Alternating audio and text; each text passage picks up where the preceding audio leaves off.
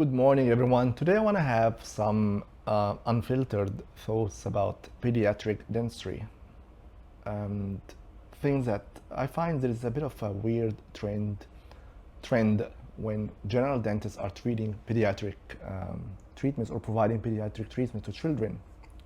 So let me share it with you. First, for credibility, my name is Khaled. I have been a dentist for 20 years. I own my dental practice, Lakeside Dental Spa in Hervey Bay in Queensland. I took it from 1 chair to 10 chairs, from 3 staff members to close to 40 staff members over the course of 14 years. And you can check my details below for credibility.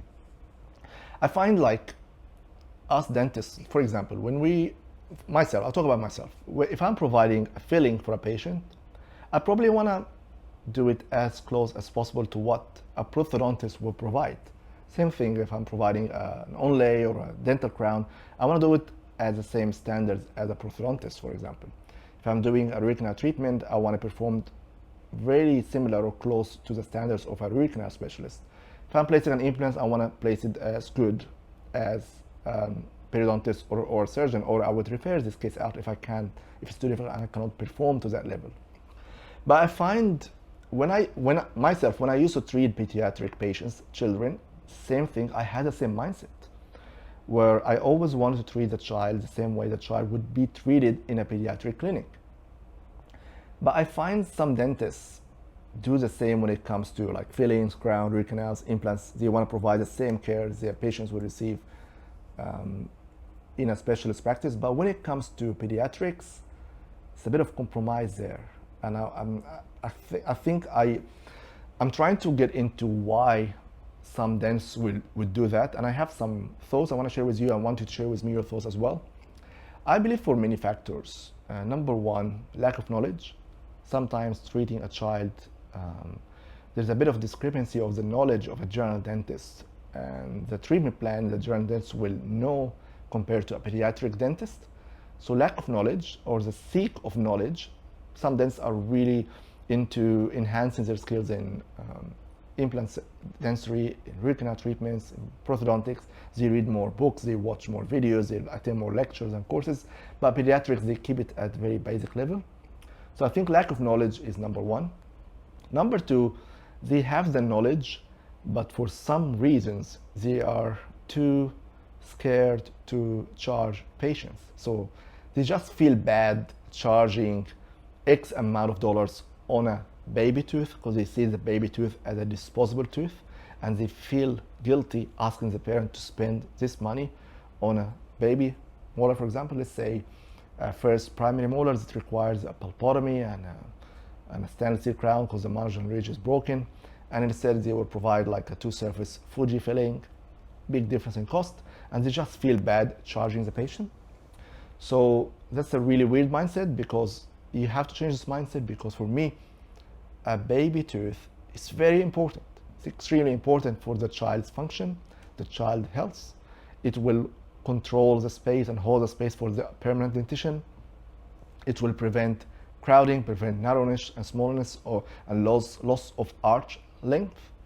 So you need to change your mindset on how you see pediatric teeth. So I think feeling bad or feeling guilty to charge patients is another thing. Thirdly, of course, managing kids. If the kid is too difficult on the chair, they take the easy way out and just put some temporary or Fuji-9 and tell the patient everything's fine, see you in 6 months. Then the patient breaks their fillings. After 2 months, patient don't tell their parent because they're too little, and they get an abscess, get an infection, which can be life-threatening if they get a cellulitis. So I think there's a lot of factors, and if you're a general dentist listening to that, or a health therapist as well, you really need to check how pediatric dentists are treating the patients, attend their courses, watch their seminars, get their textbooks, and try to offer a similar care. And if you can provide that care, for example, child needs a pulpotomy and stainless steel crowns, but uncooperative, and you end up putting a temporary, then or a Fuji-9 or a Fuji-7 or a glass enamel filling, be very honest with the parent. Say, look, that's not a permanent filling. I could not do the work I was supposed to do today because the child was uncooperative. I tried everything, I couldn't make it work. So this is not finished. You need to see someone else. You need to see a specialist. I need to refer you, or we need to try another day. But don't put the filling and tell the patient, that's it, we're done, come back in 6 months. That is the worst advice you can provide, because this parent is not going to seek treatment, and it's their right to know what happened, their right to seek treatment. And if they think you've finished the treatment, make sure what happens is they will don't come back, and then the patient will come back with an infection, and this infection can lead to the child going to a hospital with a life-threatening problem. So my advice to you, number one, change your mindset. Baby teeth or primary teeth are not disposable teeth. Kids are not just a burden in your appointment book. They are really, really important patients as any other patient. If you don't have the skills to manage them, refer them out. If you don't have the skills and you still want to treat patients, acquire the skills. Don't feel bad charging for doing optimum treatment. Don't just provide compromised treatment.